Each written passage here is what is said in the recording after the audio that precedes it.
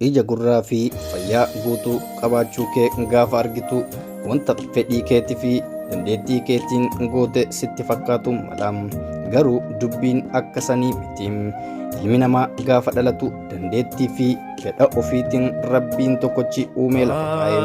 Haa ta'uutii namootni tokko tokko uumama isaaniitti gadduu akkasumas uumama isaaniitti gammachuudhaan jiraatu. Kana keessaa namni jireenya isaa dukkanaa'ee jiraatu nama ija akkasumas qaama guutuu hin qabne yoo ta'u, guyyaa har'aa seenaa baay'ee garaa nama nyaatu tokko qabadhee isiniif dhiyaadhee jira. Seenaa kanarraa barnootas ta'ee gadda guddaan akka isinitti dhaga'amu nan hubadha. Haa ta'uutii dirqama waan kana gochuun waan narraa eeggamuuf anis akka ilma namaa tokkotti sagalees ta'ee seenaa ilma Oromoodhaa kana dubbachuun na dirqamsiise. Hamma xumura qophii kanaatti viidiyoo isaatii fi sagalee aan isiniif kennu kana akka hordoftan isin affeereetiin jira.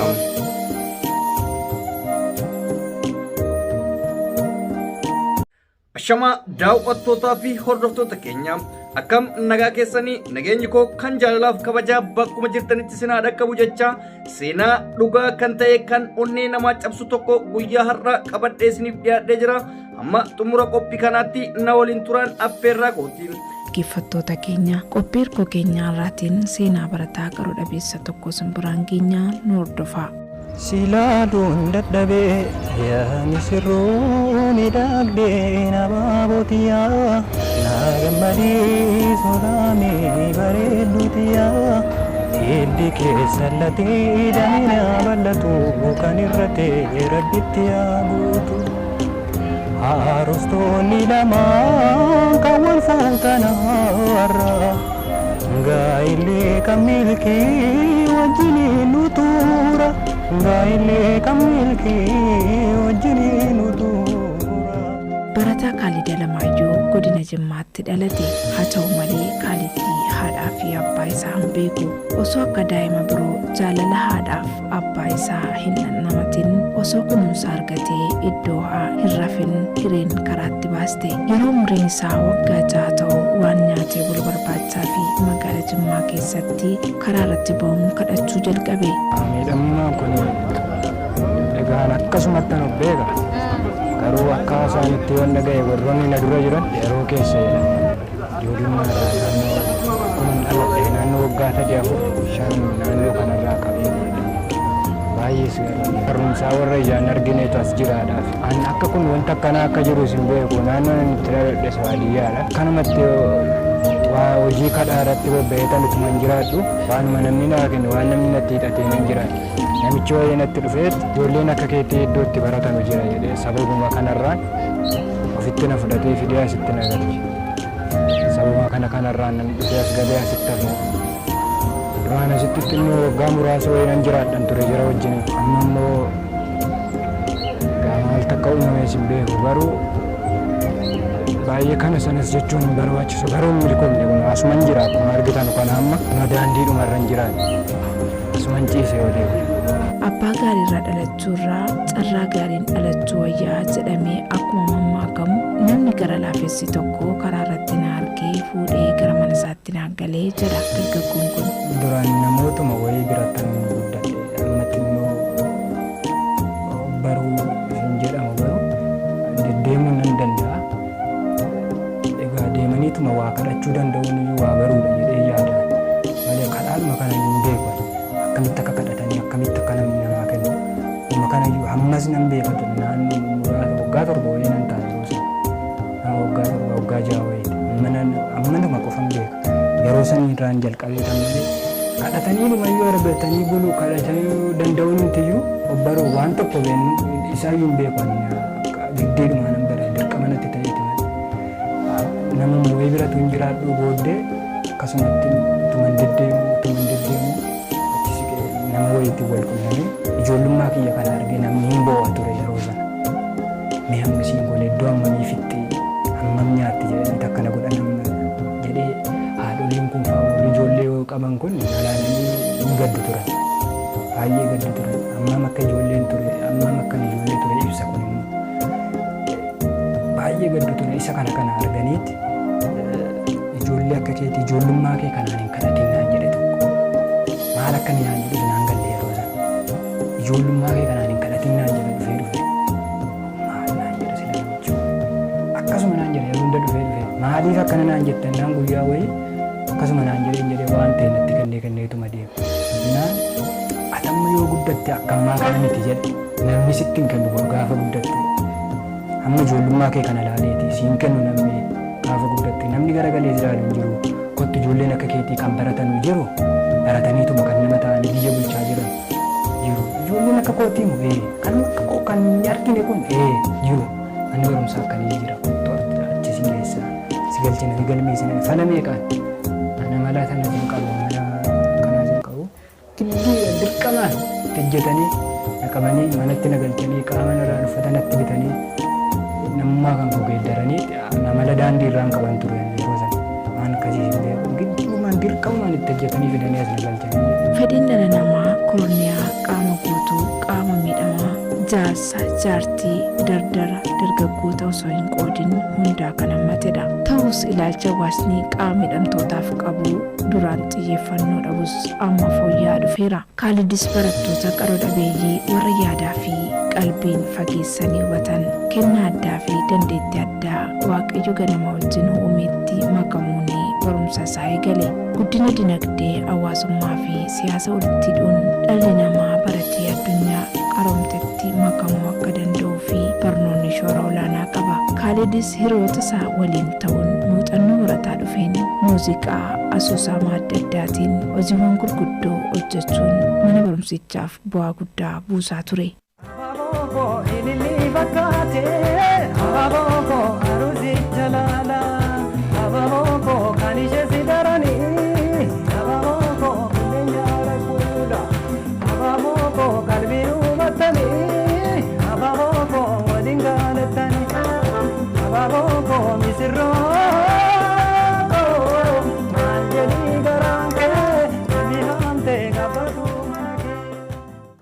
Amma quba malee ogummaa muuziqaa namni fedhii qabu namni nama aartii ta'e hin dagatu firkaan badda amma fedhii yoo turte garuu qubatu siif hin ajajamu yoo irraa turaa deemte qubni kee akka barbaaddetti siif hin ajajamu hin adooda hin dabamas mararraa amma kun waan akkas ta'e tana malee harkaa badeetiin hin irraanfatamu muuziqaa waan gaarii waan baay'ee jaallatamaadha akka kootti akka yaada kootti kan nama biraan beeku maaliif bu'aaraati itti bu'aaraa itti bashannanaati hojii hojjetta qubna gara ittiin hojjechuu dandeessa ittiin bu'aarsaa bashannansiisaatii nama barsiifta qubna gara jabaa ittiin dabarsuu dandeessa hin nuffamus hojii muuziqaa waan nuffamu miti nama nuffisiisu akka hojii warra kaanii yookiin iddoo tokko taa'aa oolu yookiin asiif achi jecha waan nuffamu tokko hin qabu bakka baay'ee kan nama hawwatudha nama hundaaf kan hin hawwisa kanaan jiru muuziqaa baay'een jaalladha nama muuziqaatii fi nama jiru muuziqaa jiraatu amalli isaa bakka firiidha namni muuziqaa ta'e bifa kamiinuu si wajjin hin deema si hubata amalli isaa iddoo tokkorra dhaabbataan ta'u amala hunda of keessatti fudhachuu danda'a namni muuziqaa kan ta'e amala kamiyyuu kan dhufe nama hundaafuu ni ta'a akkuma keessii ta'a waati inni sunis yoo dhufe amala garaagaraa kan qabu akkuma sana sii ta'a walii galuu hin danda'a ofitti fudhachuus hin danda'a amalas kennuu hin danda'a amala ofiis isaa kennuuf akkamitti kennuu jechuun kun immoo akkamitti akkasii kennu beeka akkamitti akka ati fudhachuu ni dandeessu amma eenyummaa kan koo akkamitti akka ati na fudhachuu dandeessu amala kee eegan argee booda sii kennuu nan danda'a amala kan koo sitti ibsu jechuudha akkasitti wal simuu danda'a namni muuziqaa kanaaf baay'een jaalladha. Yeroo hojii ture waa tokko hin beeku. Kanaaf jiraadha akkanatti daandii irratti bobbeetumaan haaluma kana immoo akkuma ammaa kana yeroo sanis ani waa tokko waan hin beeku qabu. As dhufeetanii kan hin kana bare gaafa nama barumsaa kana galanni gaammadanii garuu wanti ogummaa hamma ta'e waan akka ture. As dhufeetanii nama kanayyuu inni hojii ta'e deebi'ee akkana ta'uu kiyya abbade malee karaa irratti deebi'uu malee asuma dhufeetan nama ta'e waan tokko hin beeku. Kaalid mana barumsichaa keessatti itti gaafatamaa miidiyaa ta'uun wantoota nama bashannansiisaa barsiisan dhiyeessaa akka ture hima.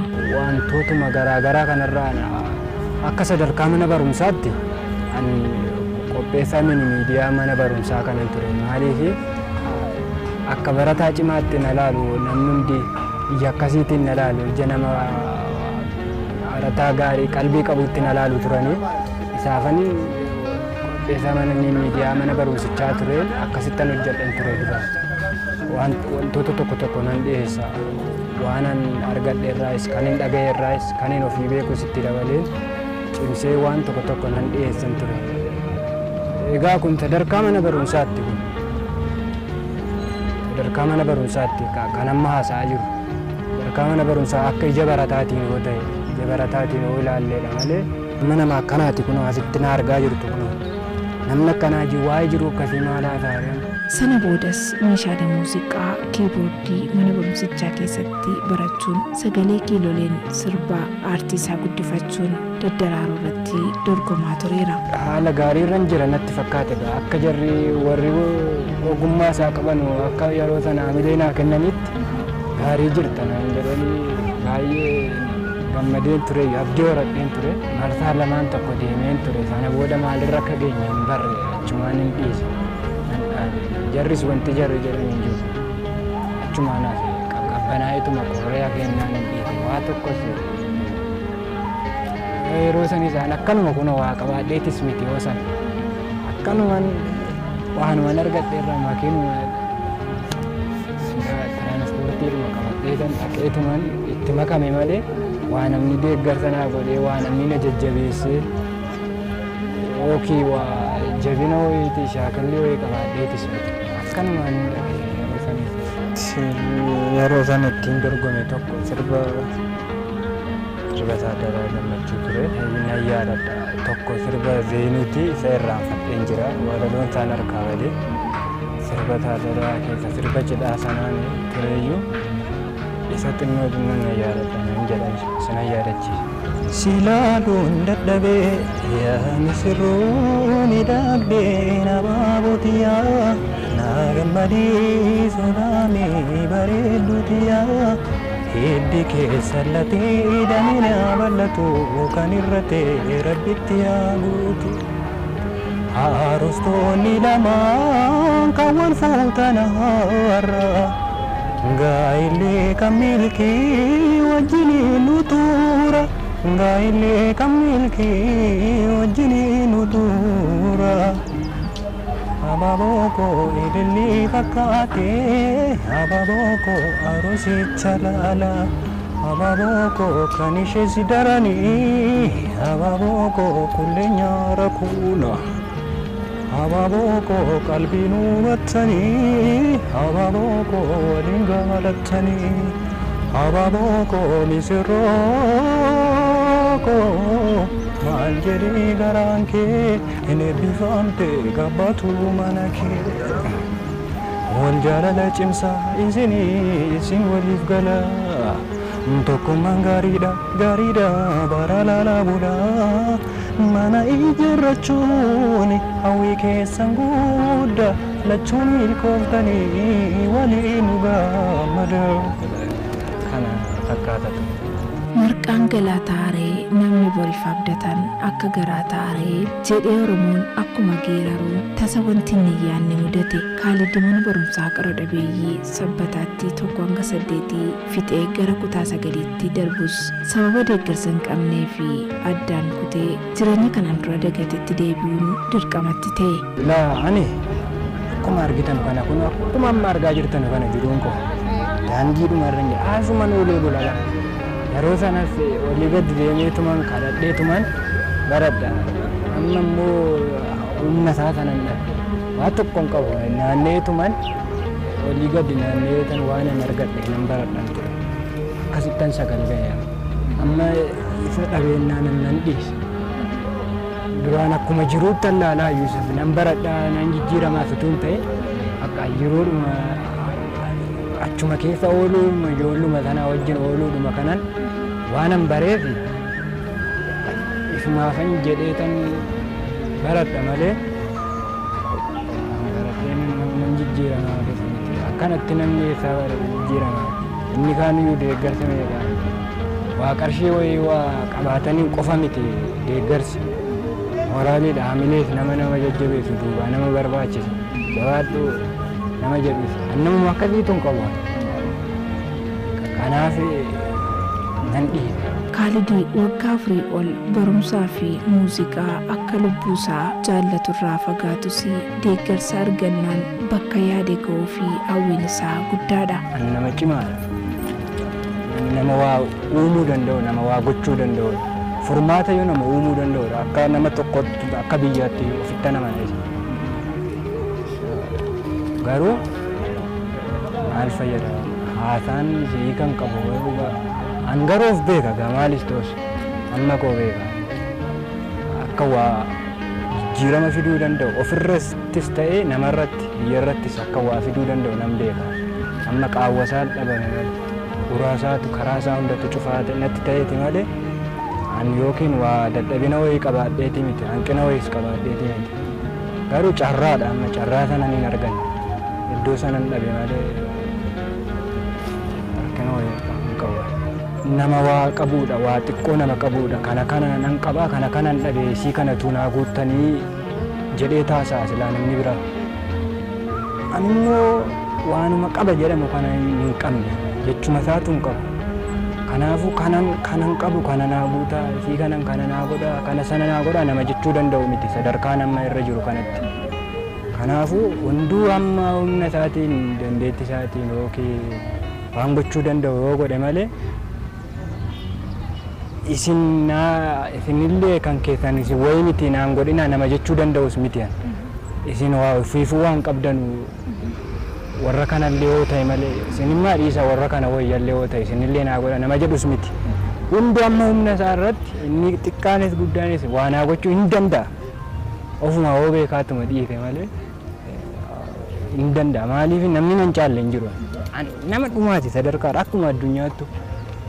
Akkuma addunyaa kanatti rakkataan dhumni yoo jiraate anuma maaliif wantootuma bu'uura dhala namaatiif barbaachisan hin qabu wantoota akka mana akka uffataa nyaataaf dhugaatii manaa uffata wantoota kun bu'uura jedhaman dhala namaatiif isumaayyuu hin qabu kanaafuu akkamitti maal jedhee naasaa amma kana naa godhaa kana dhiisaa jechuun nama danda'u maal egaa ani laa kun akkuma argitan namuma qofa foon koo qofa jira malee foon koo sammuu koo qofa jira waa tokko wantoota namni qabu jedhamu kana wanta hin qabu wantoota dhala namaatiif barbaachisan kana hunda kanaafuu qaamonni dhimmi kun jara ilaallatu hunda kallattii barbaachisa jedhame hundaan kana sana jedhee karaa ofitti hin cufu hin gabaabsu sana bal'inumaan qaawwata jiran hunda yoo danda'ame namni waa gochuu danda'u hundi waa gochuu danda'a ta'e haa godhu.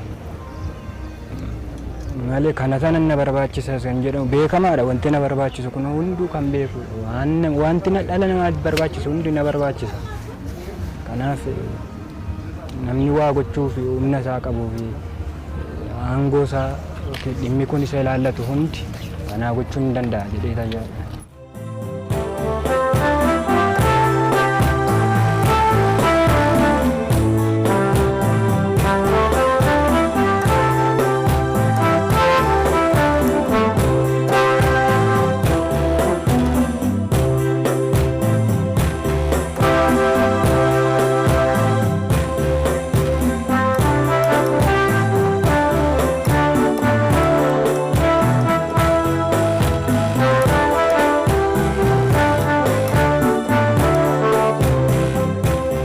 Barsiisaa Abdataa Guddataa barsiisaa muuziqaa mana barumsaa Qaroo Dhabeeyyii Sabbataati.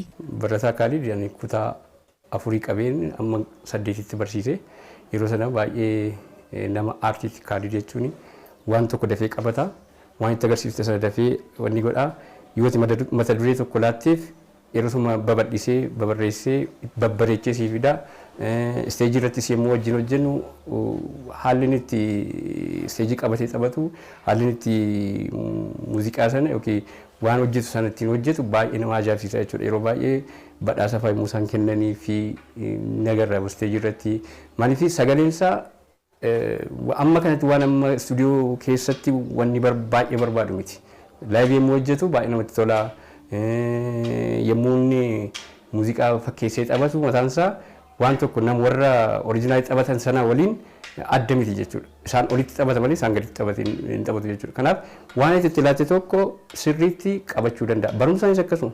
Barumsaan sammuu cimaadha jechuudha.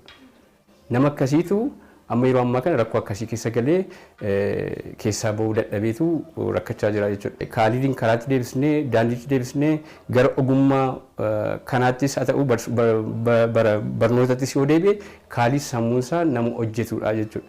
Kanaaf kaalidiin kan hin beekani kutaa 4 qabeen guddisee egaa ammaatti immoo kun as dhufees kun aartii kana hin hojjennatu amma inni karaa daandii irratti kufutti warra kan Mahammad Zein faa ta'anii Taafas kan jedhamu jira asitti baandii mataa keenya qabna ture as keessatti meeshaan nu jala caccabe malee isarratti illee dhufee baay'ee hojjeta jechuudha. Yeroo baay'ee hojjenna faaruu garaagaraa wajjin hojjenna walaloo garaagaraa miinii miidiyaa keessatti gahee inni qabu gahee guddaadha. Baay'ee aktiivii godhatee miinii miidiyaa irratti egaa ergasii booda nama akkasiitu deebi'ee nu harkaa bahee kana ta'ee jechuudha.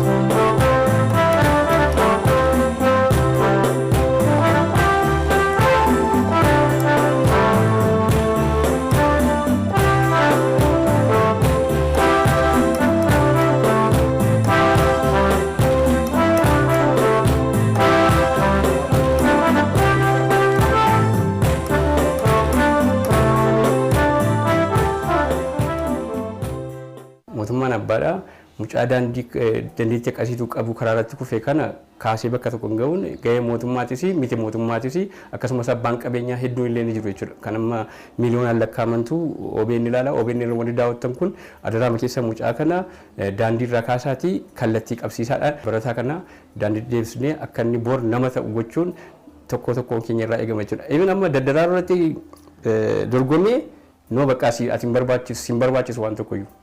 Amma jedhamutti nama ga'edha jechuudha. Buraayyuu irratti dhaqee dorgome amma bakka istuudiyoo galuu qabdaa nama jedhamedha Kaalid jechuudha. Isa tokkos ta'e jechuudha. Kun immoo baay'ee nama gaddisiisa. Sadarkaa akkasiirra ga'ee yeroo nama akka ilaaltan kana ta'u baay'ee nama gaddisiisa. Kanaaf adaraa keessan jedha gama kootiin adaraa keessan mucaa kana daandii irraa kaafnu gama ogummaa kanaafis haa ta'u barumsa isaa deebisnee nama goonudha. Isin as dhuftanii yaada kiyya kana na gaafachuun anaaf waan baay'ee carraa guddaadha. Tana mana isa maaliifi nama beekaa hedduutu jira namni dhaggeeffatu miidiyaa kana kan hordofu nama miiliyoona hedduudhaan lakkaa'amutu hordofa yoo xiqqaate. Kanaafuu nama miiliyoona hedduu kana keessaa yoo xiqqaate namni tokko yaada kiyya kana na hubate jechuun anaaf akka waan lootoriin naa bayeettan ilaala. Kanaafuu isin carraa kana naa kennuu keessaniif baay'ee carraa guddaan natti dhaga'ama waan gammachuu guddaadha anaaf. Waan jabaadha anaaf. Maaliif isaayyuu ana akkanatti jiruuti. Akkanatti namni natti hin dhiyaatu na baqata malee. Anatti maal jennee dhiyaanna jettii kanaaf anaaf waan jabaadha isin akkanatti dhuftanii natti dhiyaachuun. Kanaaf baay'ee galatooma ulfaadhaa jechuun barbaada. Dhaggeeffattoota keenya mari'atanii waliigalan alaagalan maqaa tolan jedhamamtiire akkuma jedhamu kana hunda wal harkatti ilaaluu dhiisnee amma qabnu wal deeggarree jennaan rakkoo mul'atu kana sirreessuu waan hin dandeenyeef hin qabnu. Kanaaf jirbiin wal gargaartee arbaayitii akkuma jedhamu nutis wal deeggaruun rakkoo keessa hin dabarree hin jiru waan ta'eef waan qabnu walaa deeggaruun ergaa keenya har'aatii horaa bulaa deebanaa. Silaluun dadhabee yaa misirroo midhaabee yaa boodiyyaa naana malee soraamee bareedduu diyaa ikeessa lakkee dhalliyaa bal'atu kan irra ga'e rabbitti